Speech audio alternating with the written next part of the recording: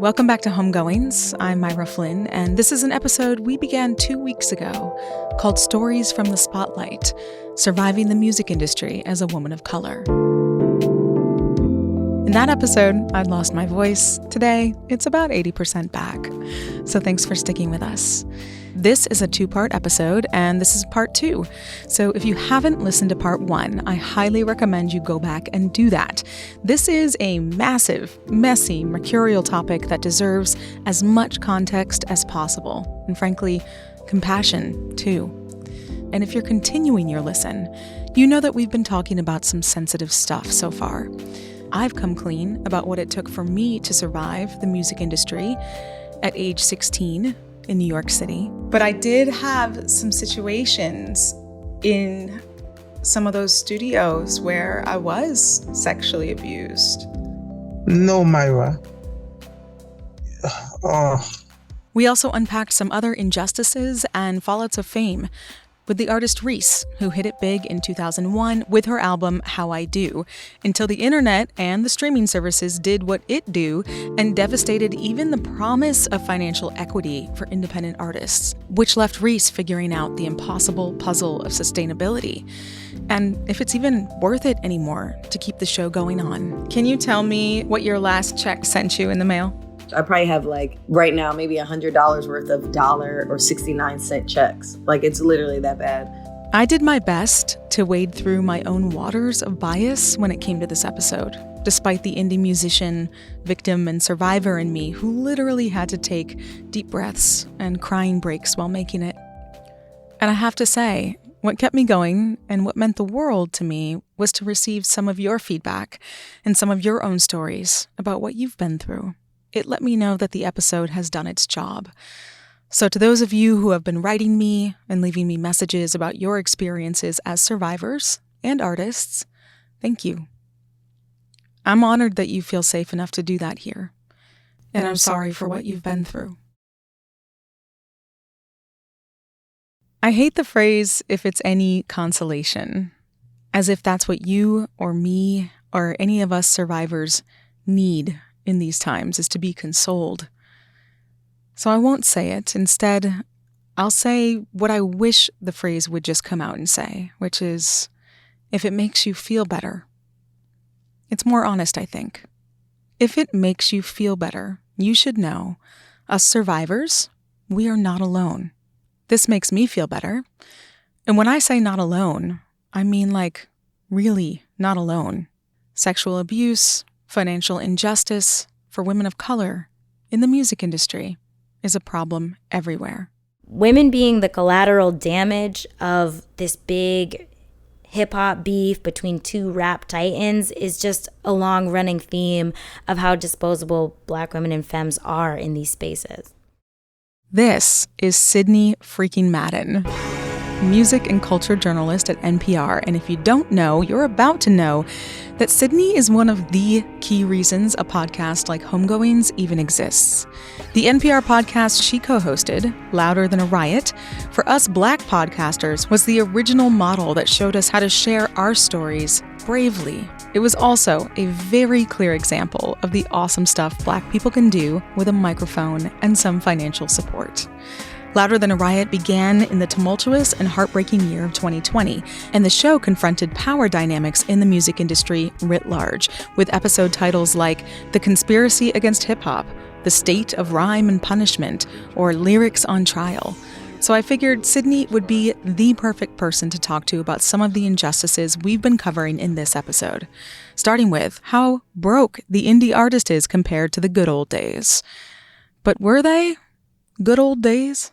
The 90s, everybody loves 90s music. That's the last era of music that people talk about as I'm a 90s baby, I love 90s music. And every time I hear people say that, I keep thinking, well, yeah, because that was the last decade where we had a lot of money dumped into the music industry. So 90s music sounds expensive. Shiny suit era. It does. It sounds expensive. It looks expensive. The music videos, the award shows were all very ostentatious and larger than life. Yeah, that's true. What's your understanding of kind of what's happened to the industry, from where it was to where it is now?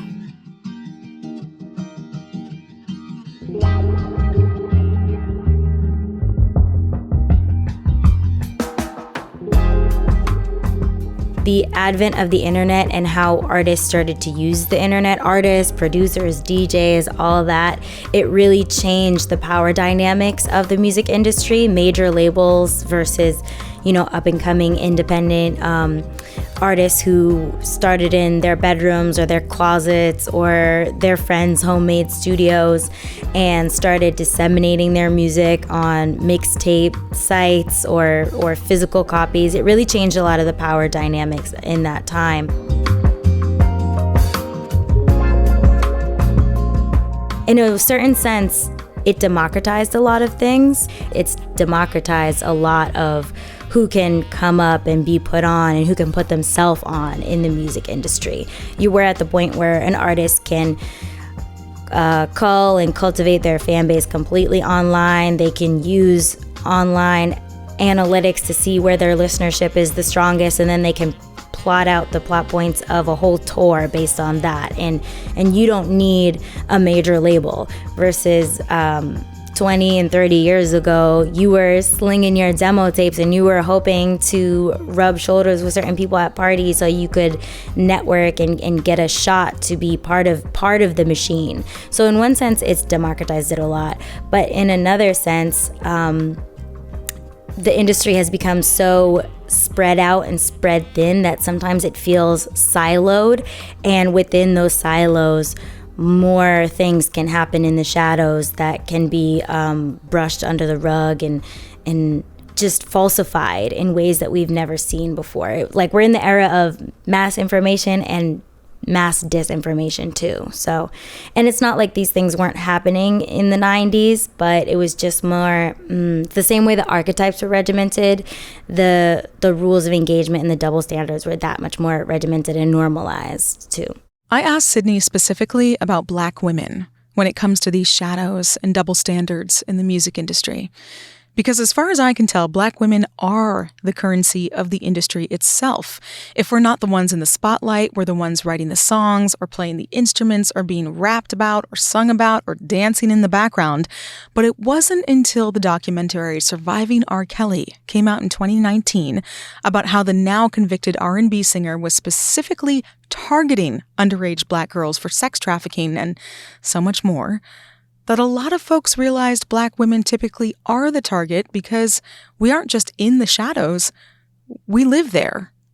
As one of R. Kelly's victims put it, people will say, well, why didn't anyone notice? The answer is we all noticed, but no one cared because we were Black girls. Is it worse for us? Is something I think about with some of these horrific things that happen because we're less visible, whether that's in like a monetary way or just visually, or in a lot of ways we're disbelieved. American music is Black music, right? Every genre was created by a Black person. We've done the research to show that. And as America's most potent cultural export, Black women are at the heart of a lot of that. A lot of it being created or it being popularized or it being just heralded into new spaces, right?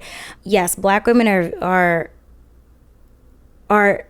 visible in the space, but they're also hidden in plain sight because they're flattened so much. There is a very insidious nature to the way that young Black women and femmes in the music industry are sexualized from jump, as if that is going to be the key to all profitability.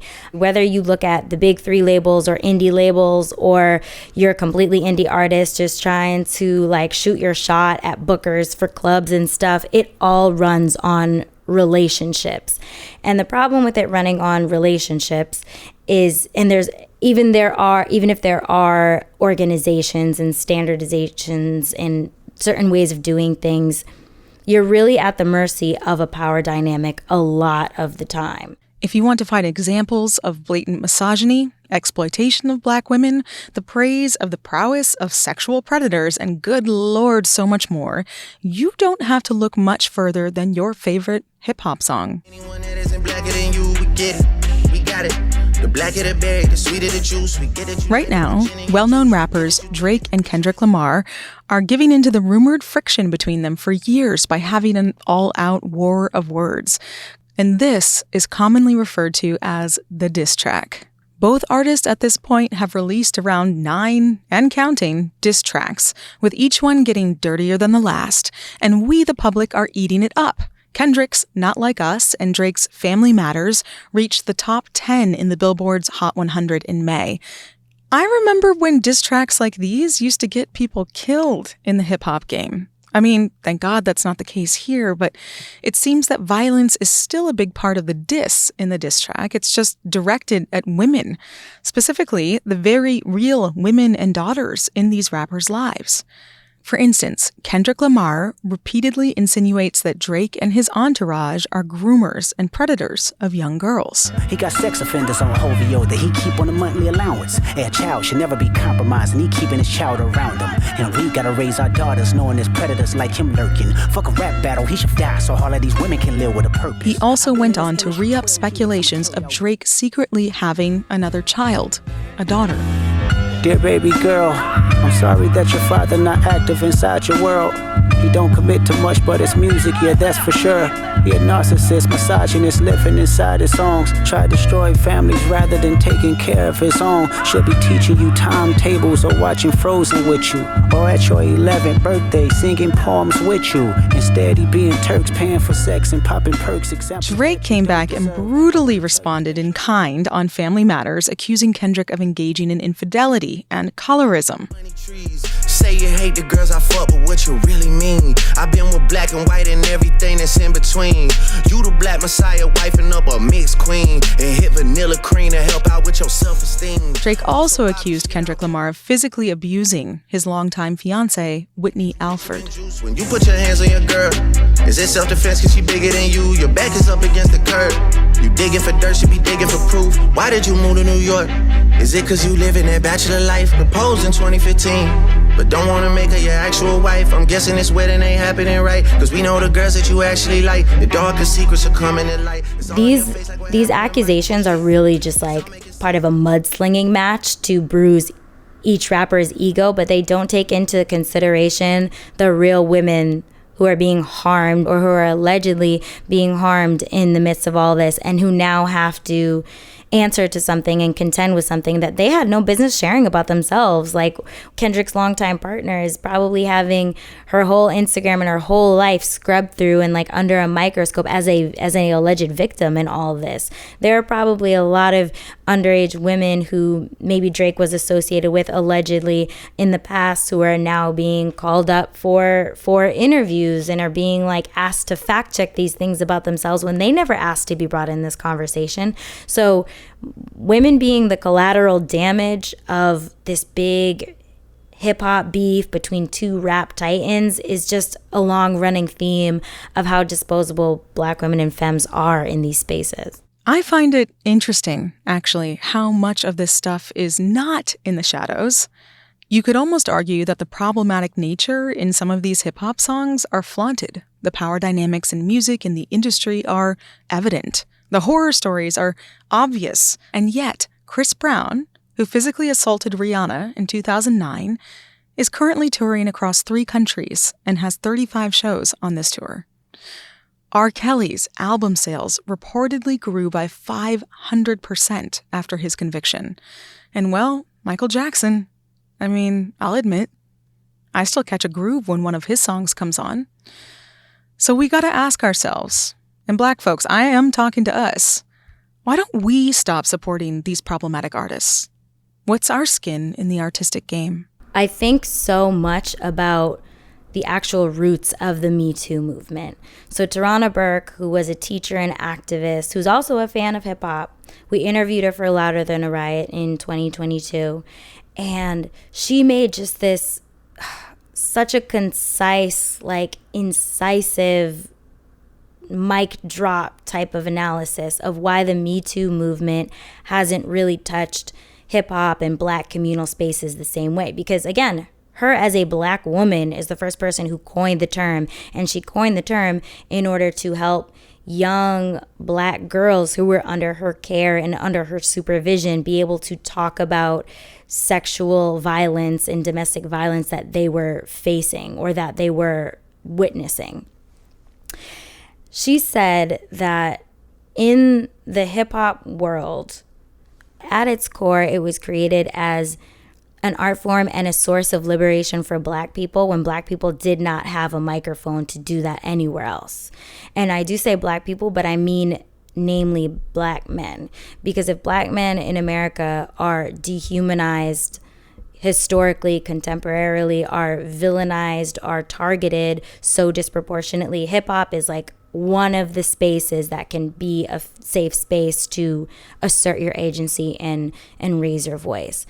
But the thing is, as that became true and as it was a liberatory core and ethos, as it started to grow, it kind of like a tumor, like it took on the negative qualities and it like metastasized to actually embody a lot of the same horrible isms that plague a patriarchal society that we're trying to get free from, you know?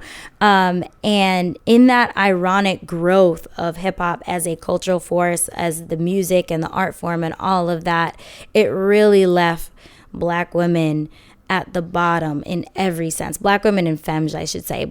Because there are Black queer artists who are trying to work in the hip hop space who are seen as the bottom of the bottom. You know, Black trans people are the most targeted group of queer individuals in our country, right? And that absolutely translates to hip hop as well.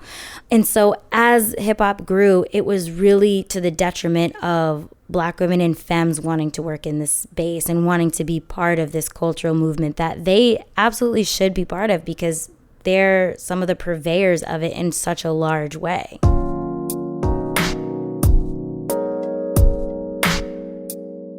I asked Sydney about the hope in this mess, if there is any, if justice for Black and brown femmes in the music industry is an option, or if the power dynamics simply can't shift around an issue that no one can see, or that they refuse to. And if that's the case, what kind of power can we take back by forcing folks to see or hear what's happening to us in the shadows? What if we banded together for a restorative moment in time? Do you think that Black women and Black femmes are on our way to having a Me Too movement for us? I really like how there is an emphasis on taking control and taking matters into your own hands outside of a label, because so much of this trauma just gets tucked away or taken in or maybe used as like fuel for the creative process, which is sad. But I feel like when you learn the power of your own agency to make it happen outside of these big conglomerates that were never created for us to succeed in the first place, that can be a form of liberatory healing like nothing else. And that's what gives me hope in all of this. The fact that more people are taking power into their own hands to share their music on their terms and to find the people who their music speaks to and just pouring into them. That makes me hopeful.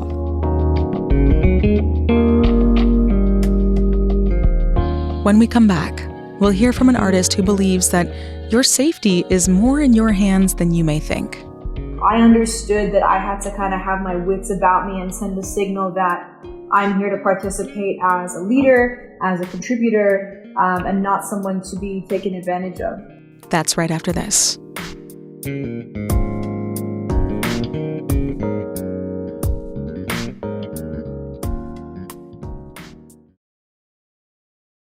Homegoings has support from Rutland Regional Medical Center, where healthcare equity and access are the foundations to a healthy community.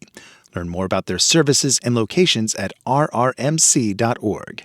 And by the Vermont Arts Council, working to center creativity, art, and culture for everyone throughout Vermont. Learn more about programs, resources, and grant opportunities at vermontartscouncil.org. I grew up, in my earliest years, I was listening to the hip hop station in New York City. I was a kindergartner and we had a bus driver named Harrison. And in front of all the parents, as he would pick us up in Manhattan in the heart of New York, he would play the classical music station.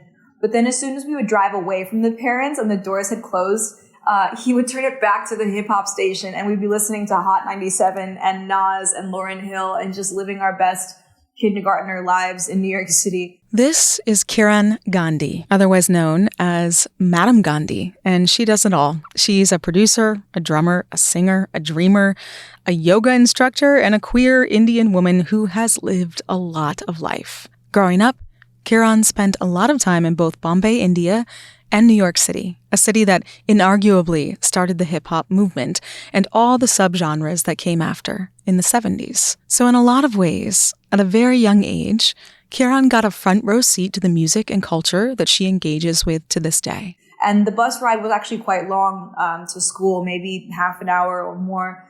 And so I really used to get this incredibly profound music education at a young age, for better or for worse, all the good and the bad, the storytelling that enriched my awareness of other people's walk of life and instilled a sense of empathy in me. But then also, of course, a lot of the rich and problematic misogyny that, populates the airwaves to this day. And so as a young person, I fell in love with music and the way the beats are and the music and the way it captivates you, but then also became really aware of lyrics' potential and power to either uplift or to oppress. Uplifting, happy messages are at the core of Kiran's ethos in everything she does, and she somehow managed to make happiness a business model and a catalyst for world change. She's your favorite activist's favorite activist. I'm not every day trying to turn up to the sound of my own oppression. You feel me? We always assume our own powerlessness, but never our own power. Kiran began producing music in 2015 after her story of running the London Marathon free bleeding to combat menstrual stigma went viral globally. So let's start there. She's also the former drummer for artist MIA. She's been listed as a TED Fellow, Forbes 30 Under 30 in music, and was awarded the Songwriters Hall of Fame Abby Ullman Prize for excellence in songwriting and leadership. And what's interesting about Kiran, well, besides all of this, is that these successes were achieved without a ton of heartbreak, without a diss track. In fact, positivity, it's pretty much her brand. And that makes me want to know her secrets. Turns out, her secret is her.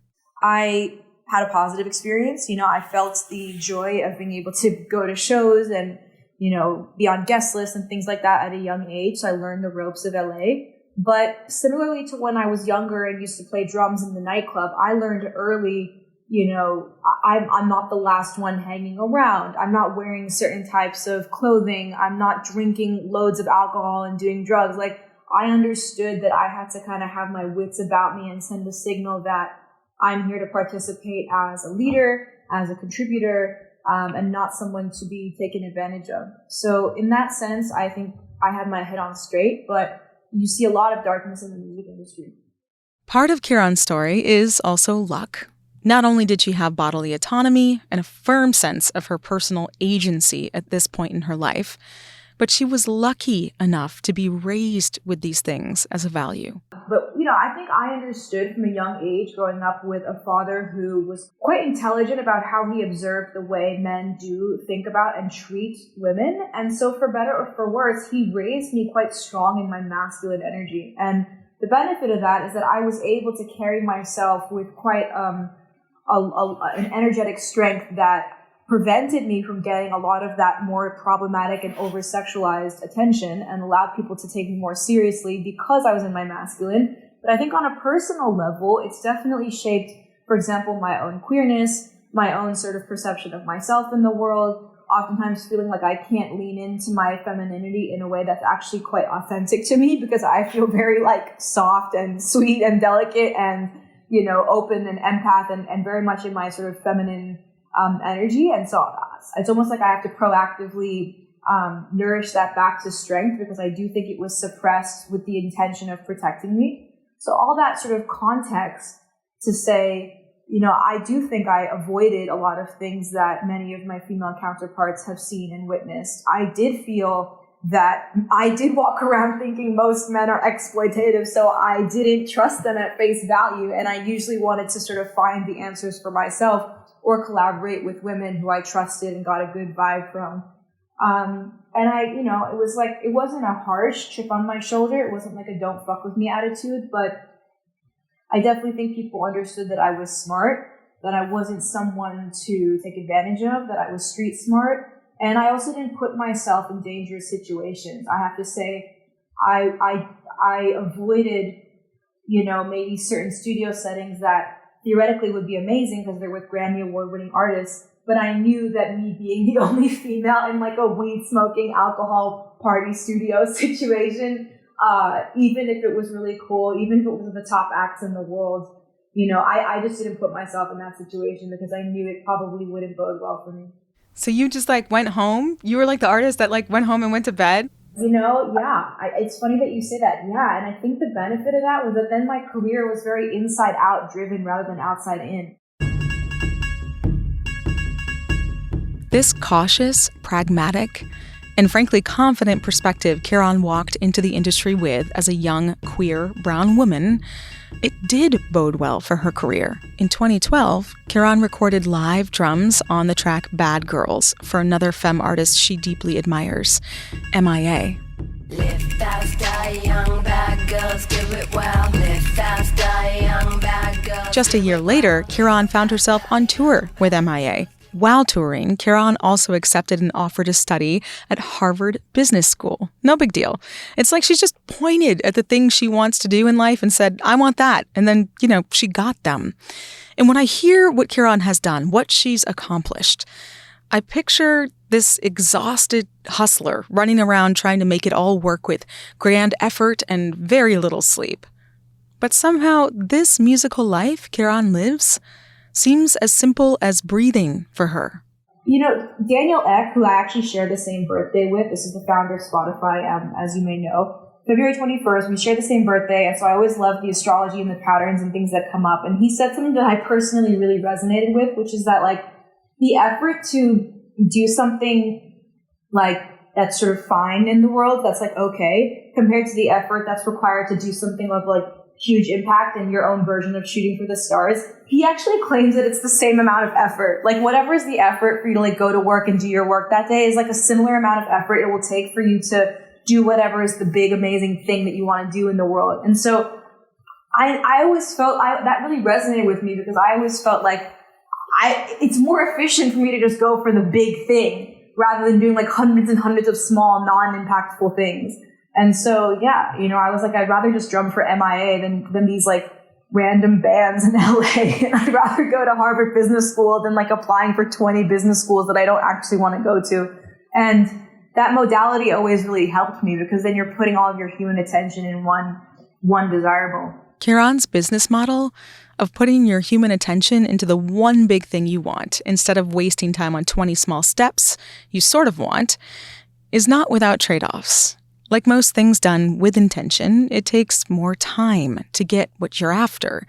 And in the world of fame and music, time isn't really something we're taught. We're taught to stay hungry and ready for opportunities that come our way. Otherwise, you might miss out, and that opportunity may never come again.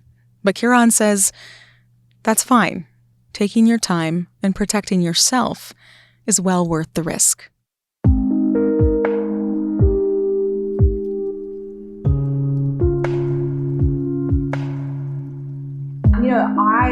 I'm the eternal optimist, and I've learned intuitively what to avoid. But by me avoiding so many things to keep myself safe, healthy, protected, unharmed, aware, you could argue that I'm also shortchanging myself for a lot of the opportunities that do exist by playing the game and participating. I think there was so much quid pro quo behavior in Hollywood specifically where directors would use their clout and power to sleep with actresses and things like that to then guarantee them spots in movies.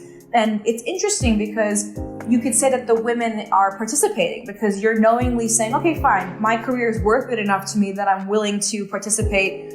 Or I have the belief that if I don't participate, somebody else will, so then I'm going to lose the spot, right? So in that way, you're kind of aware of what you're leaning into. In my case, I would say that I made the conscious decision to not participate in that, perhaps to my own detriment, in terms of my official on-paper career being like a super famous top 40 musician. But the other side of that is that, my mental health is more manageable and my personal sense of safety is higher. Kiran seems to have really honed her approach to fame, sexuality, and opportunity. She's a leader in these subjects even and tours the world spreading the message of positivity and art and feminism. So I had to ask her about the one injustice that's hard to argue is demoralizing to every musician right now. What about money?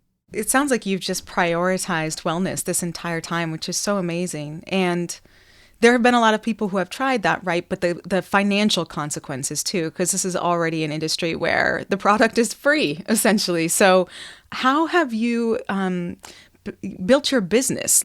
It's such a good question. I always sort of joke with my partner and say that I'm a master finesser. And I joke and I say this because anytime that I've taken time for my own personal wellness, even a recent example is heading to Thailand for 2 weeks where I studied Thai yoga massage and the art of physical body healing. But as a result of putting in that hard work, I have made so much of that money back by leading yoga workshops, wellness activations, guided meditations, things like that at the different music industry conferences that I get invited to.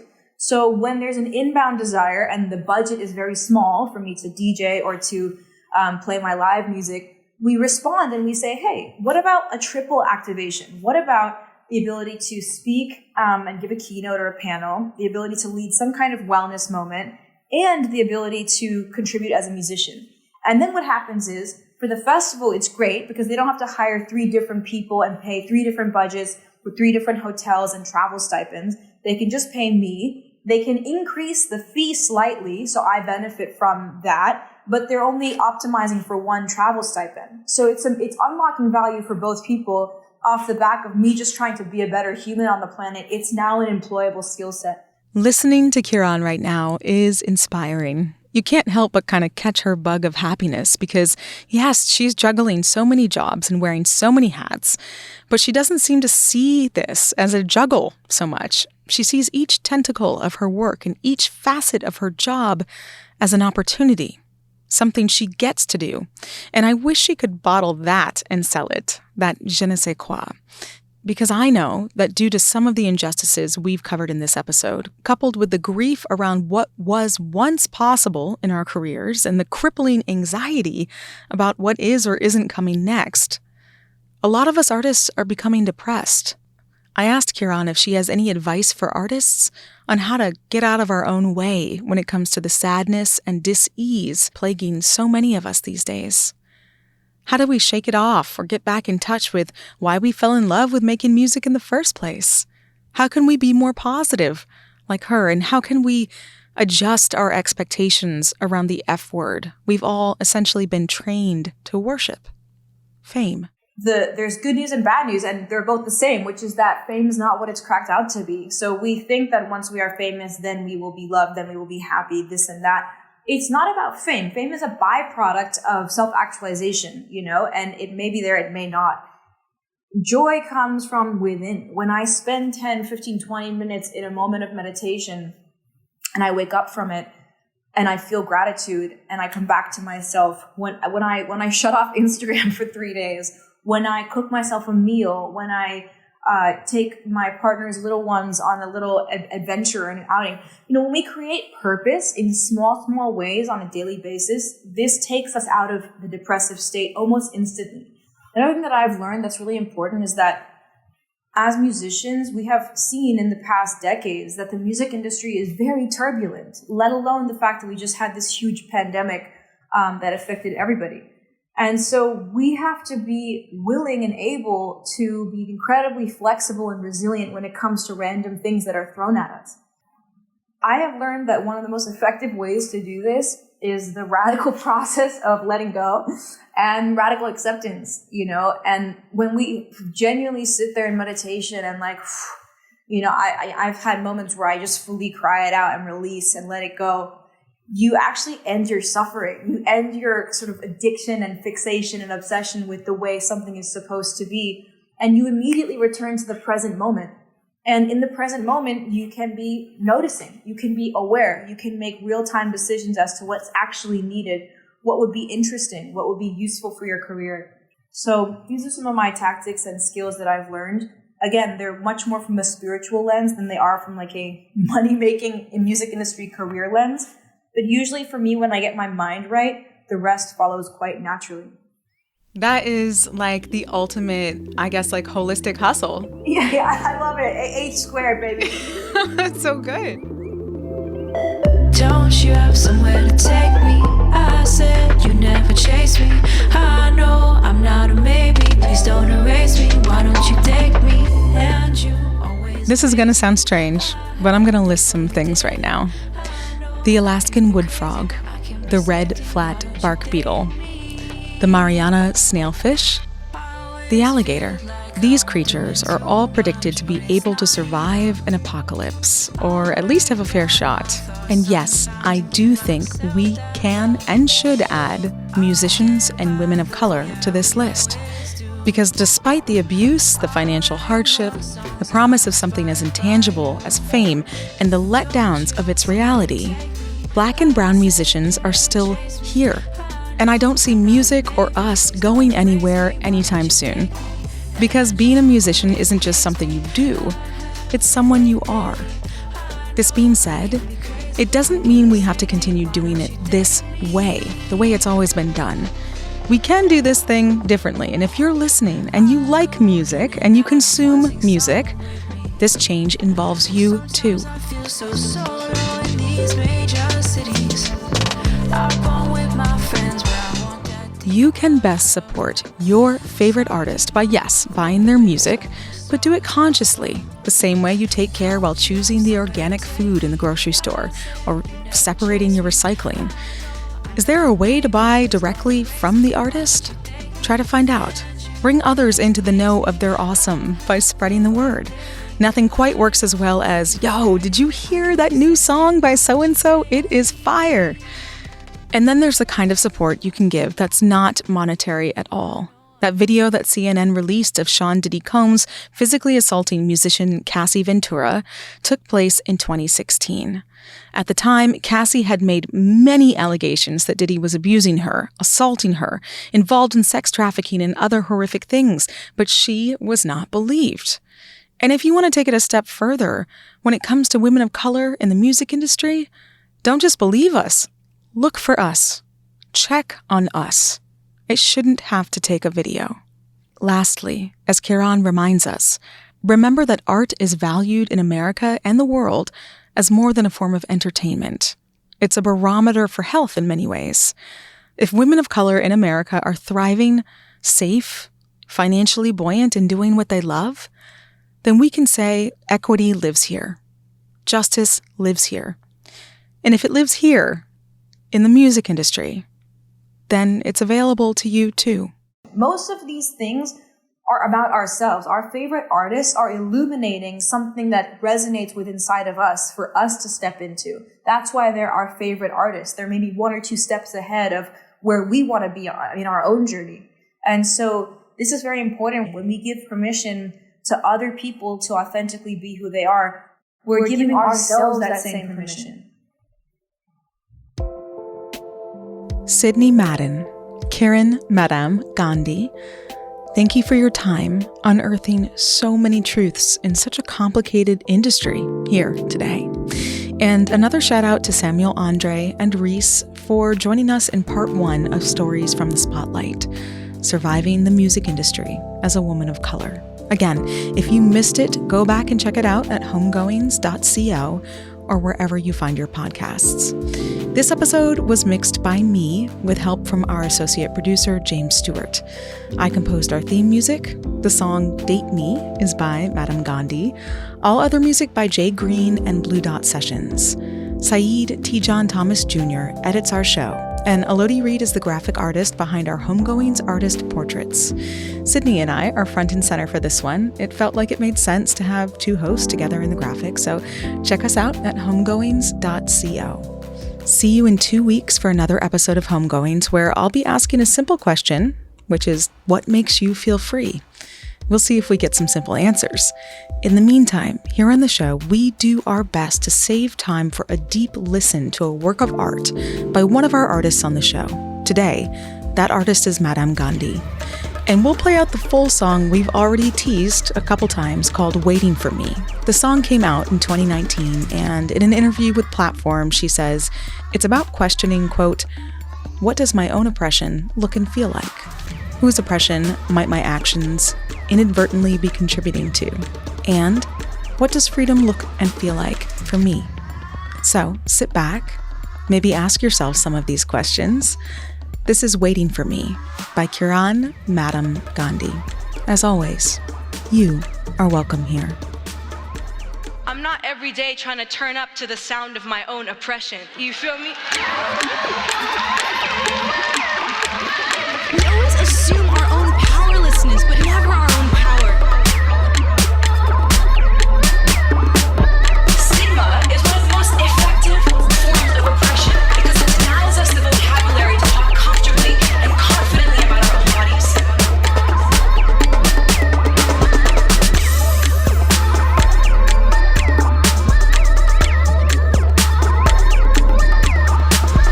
When I wake up in the morning, hit spacebar and start recording. My mom says that she'll adore me. The earth is still waiting for me. Waiting for me. Waiting for me. I won't take in what they feed us. Run away in my Adidas. Brown girls of the world, they need us. Truth is love and love will free us. Love will free us. Love will free us. I've been living in the wild now. When he takes freedom, and I'm trying to get tied down. Hear it in the words I say and the way I walk. On my pedal their lies now. Digga digga da dum, digga digga da dum dum, digga digga da dum, digga digga da dum, digga digga da dum dum, digga digga da.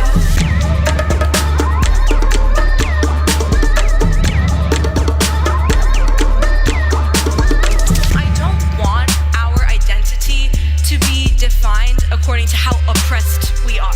You feel me? Dim our minds with drugs and liquor, knowing that we'll die off quicker. All our people getting sicker, can't afford organic stickers. Sorrow makes their wallets thicker. We must see the bigger picture. Women who have come before us, mothers, sisters, non-conformists. All the things that they've done for us, the earth is still waiting for us. Waiting for us. Waiting for us. If we're strong, they can't ignore us. The earth is still waiting for us. If we're loud, they can't ignore us. The earth is still waiting for us. If we're one, they can't ignore us. The earth is still waiting for us. If we're true, they can't ignore us. The earth is still waiting for us. I've been living in the wild now. When he takes freedom, you're not trying to get tied down. See it in the way I think, in the food I eat. I'm a part of their lives now. Digga digga da dum, digga digga da dum dum.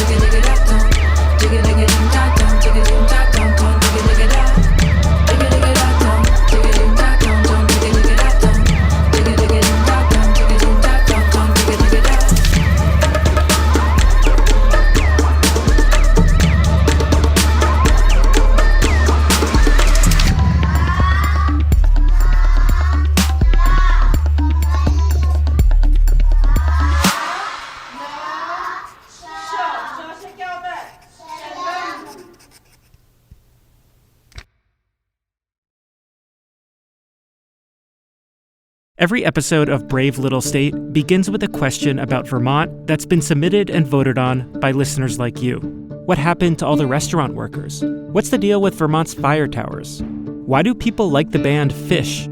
Follow Brave Little State wherever you get podcasts. From Vermont Public, part of the NPR network.